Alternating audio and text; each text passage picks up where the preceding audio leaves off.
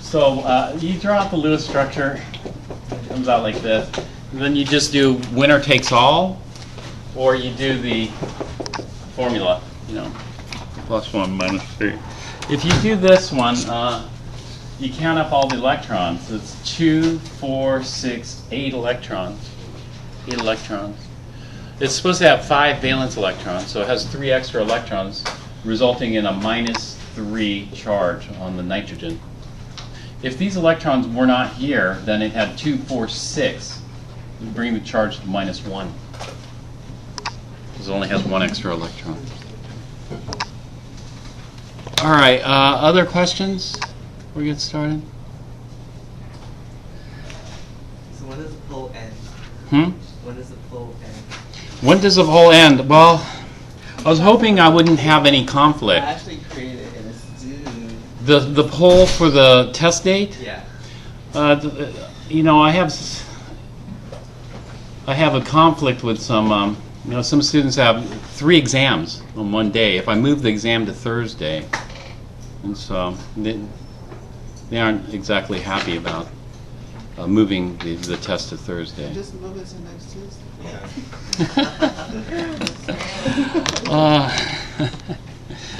Yeah.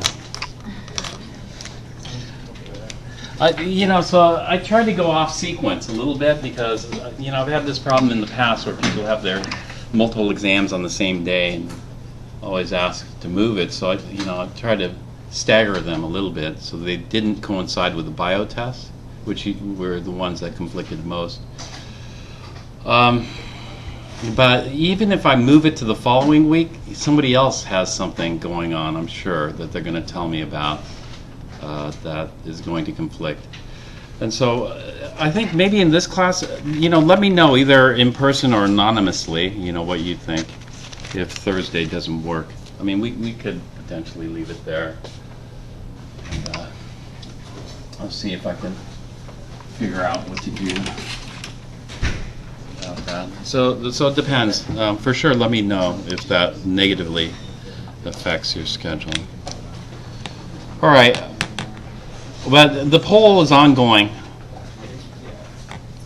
This is why, for the formal lab write-up, actually the formal lab write-up I'm doing differently this semester because in the past semesters I've required, it's continually going down. I used to require 3 formal lab write-ups in Chem 1A, and then last semester that I taught this, I did 2 formal lab write-ups, and then I did 1A over the summer, and I only required 1 formal lab write-up, so I thought, one's enough. And so, but that being 1, I was going to have it due earlier, but I really don't care. We could have it due at the end of the semester. It doesn't bother me at all, but some people want it earlier because they don't want to deal with the final exam and the formal write-up kind of at the same time,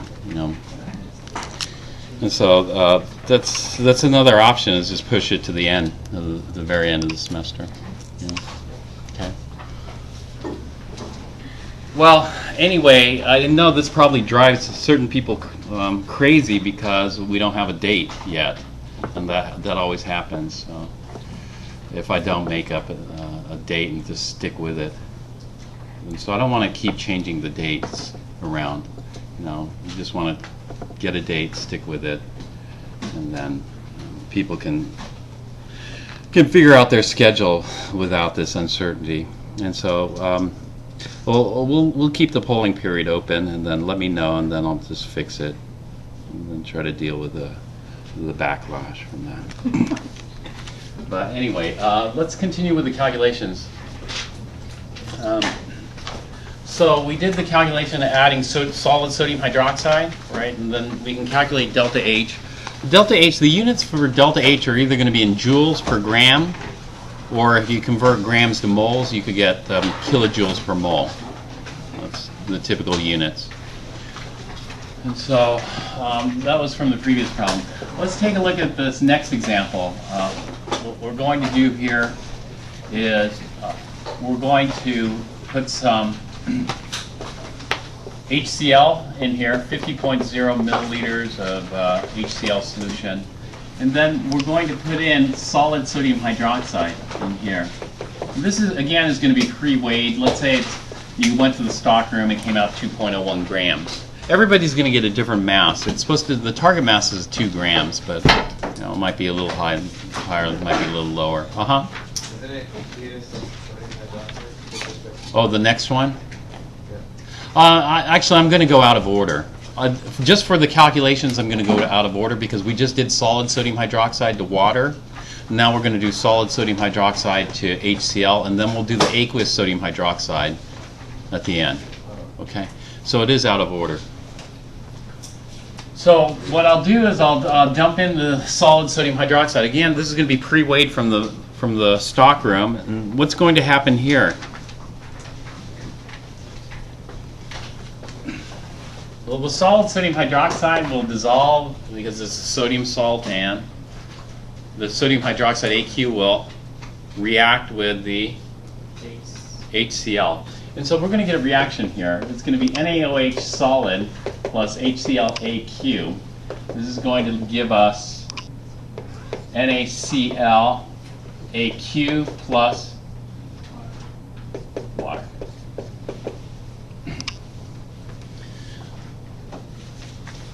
This is an acid-base neutralization reaction, and so we also get energy. It's exothermic.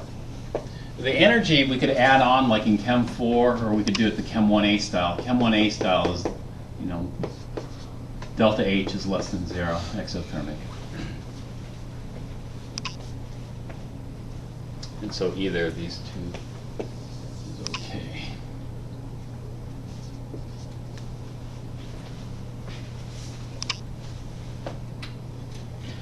So what should we call the system? What should we call the surroundings here?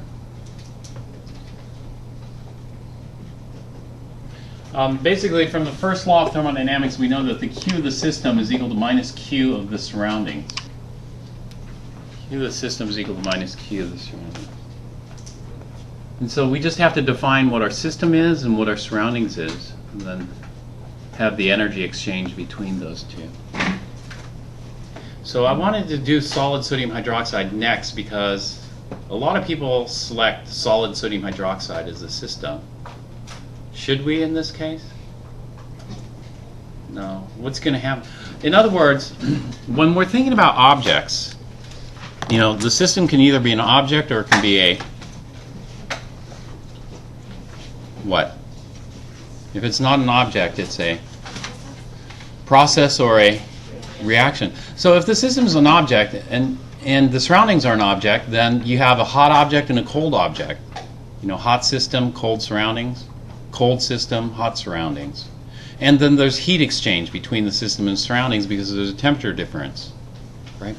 Here, is there a temperature difference between the solid sodium hydroxide you're getting from the stock room and the HCl that's sitting inside the hood? No, they're at the same temperature. You know, so you can easily tell when we're dealing with objects because one should be at an elevated temperature, the other should be at a lower temperature, right? But here we don't. We don't have that, and therefore, what must we have? The system would be best defined as? Reaction. The reaction. Right. And so we're going to have this acid-base reaction. So the system is going to be Q of the reaction. And so this reaction takes place, you know, and heat or energy is generated. Where does the heat of the reaction go? Into the surroundings. So now we have to define what the surroundings are going to be. It's going to be minus. Okay, what do the surroundings consist of? Should I say the surroundings consist of 50 milliliters of HCl? Is that right? No, because the HCl is going to be gone. Although actually most of it will be gone. HCl is going to be the excess reagent. It turns out we need to know what the limiting reagent is and the excess. This is the LR here. This is the excess reagent.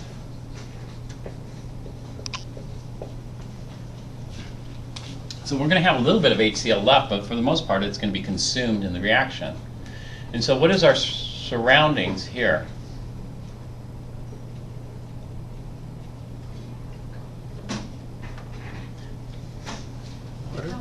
the cup. The calorimeter, yes. And what else? There. Yeah, the water and the, well, the cup, you know, the cup we call the calorimeter. It's going to be the Q of the, well, what are the objects that the heat is going to be absorbed by? The air.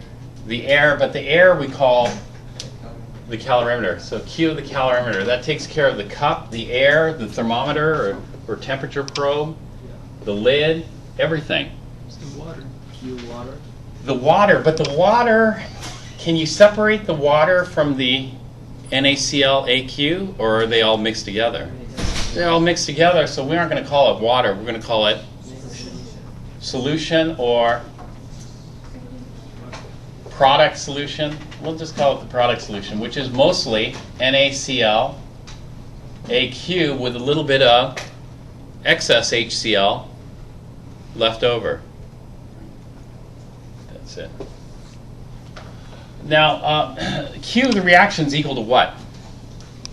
Q of the reaction equals,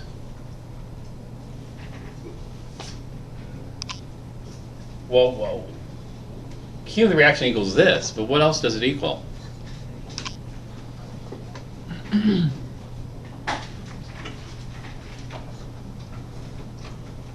of the reaction equals amount times delta H. It's delta H in this case because it's Difference. it's a constant pressure reaction vessel, and so I'm doing it constant pressure. And so this is delta H of the reaction. Q of the product solution is equal to what? Well, this is an object, right? As an object absorbs heat, it's going to warm up, and so Q of the product solution is equal to the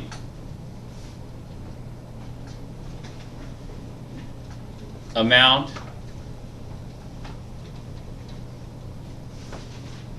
times what?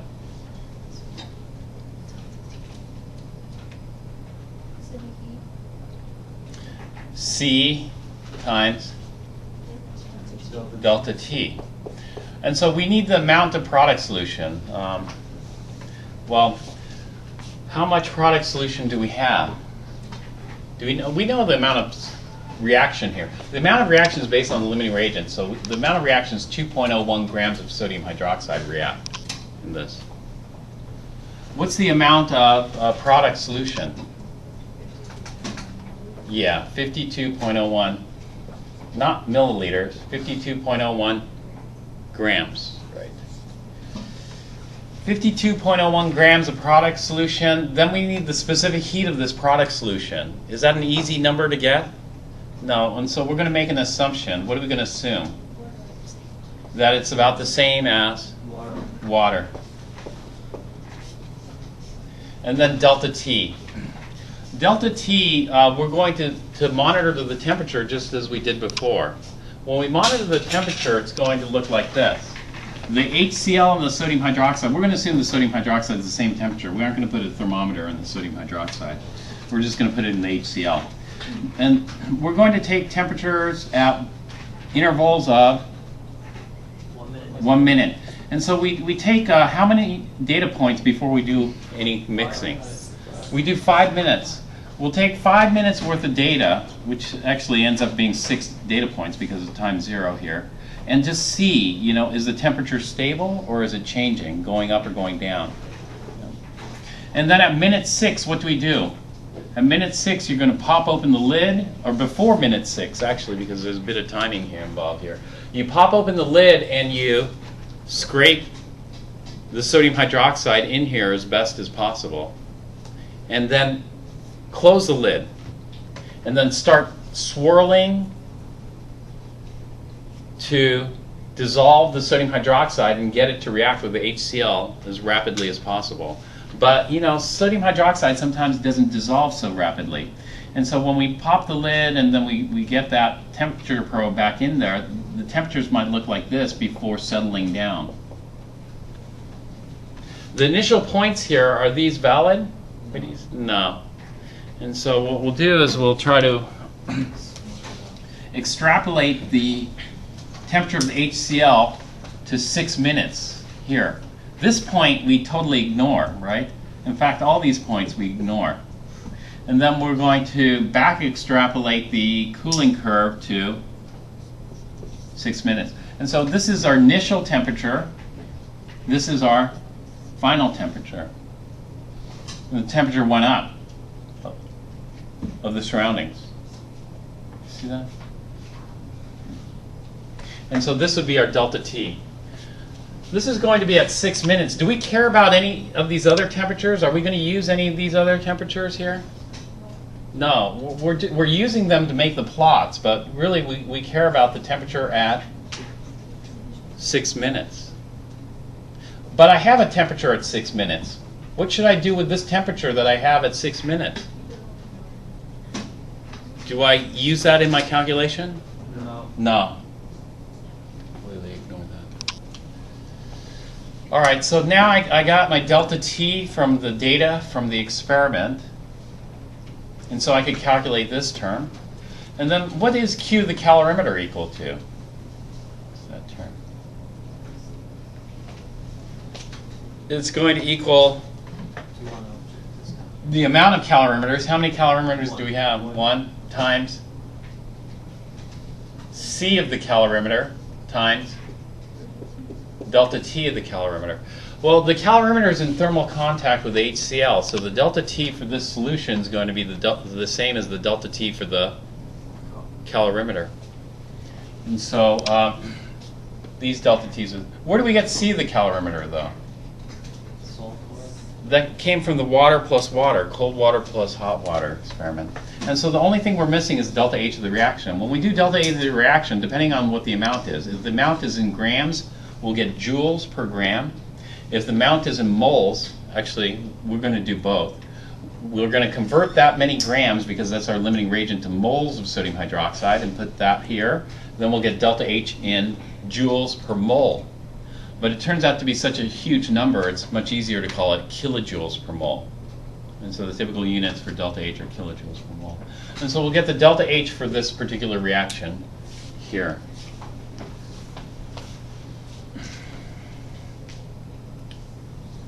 All right, then we're going to do another experiment. Let me erase this. Where we're not going to use sodium hydroxide solid. We're going to use sodium hydroxide solution. Have that. And so we'll get 50.0 milliliters of, what's the molarity of the sodium hydroxide? 1.00 molar NaOH. Plus, now we're going to have 50.0 milliliters of 1.05 molar HCl. Cap that. Now we're going to use 2 temperature probes like we did for the hot and cold water, and we're going to monitor the temperature of both the sodium hydroxide and the HCl, although they should be at the same temperature, right? They're both sitting in the same room. Yeah. Which one's the limiting reagent? Which one's the excess reagent?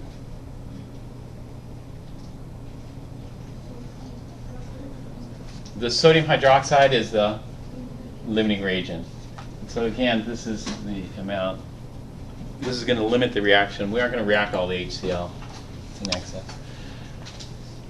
So the next step is, which one of these should I call the calorimeter?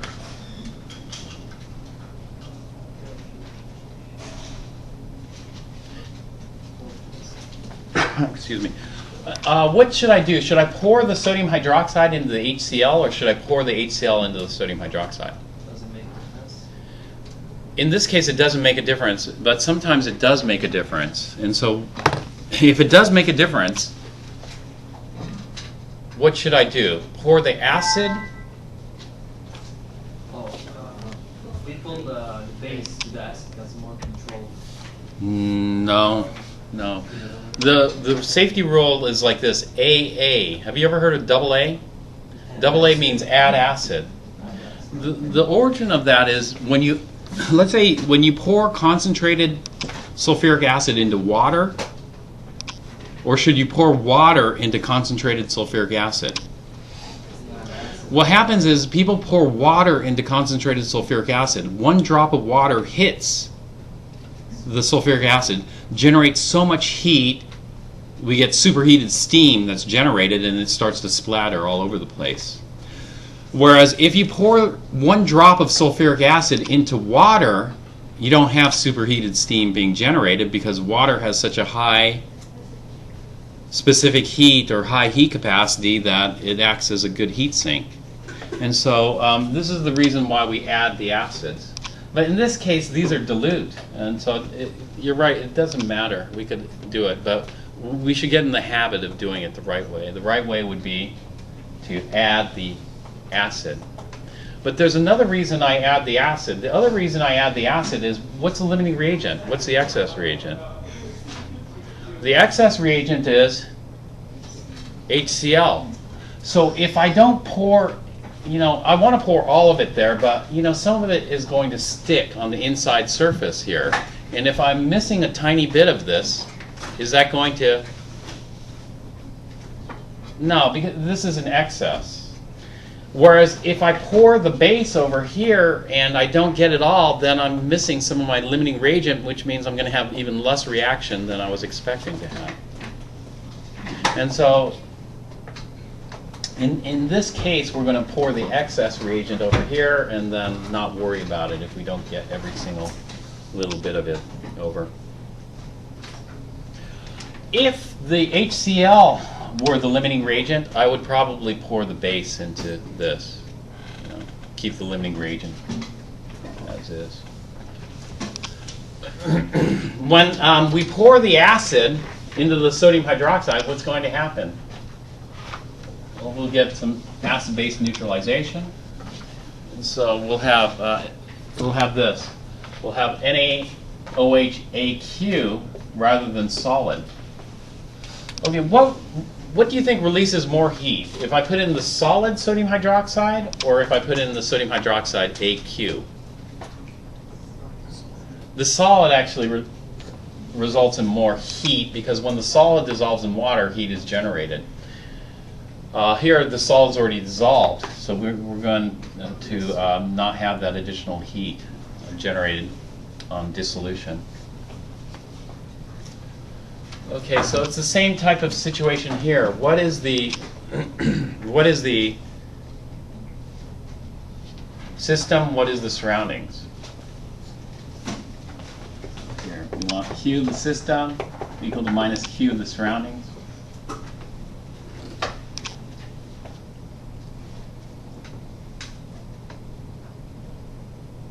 There are different ways of looking at this. Oftentimes we draw these. These are energy diagrams or energy level diagrams. And so what do you want to call the system? The system, could either gain energy or could lose energy.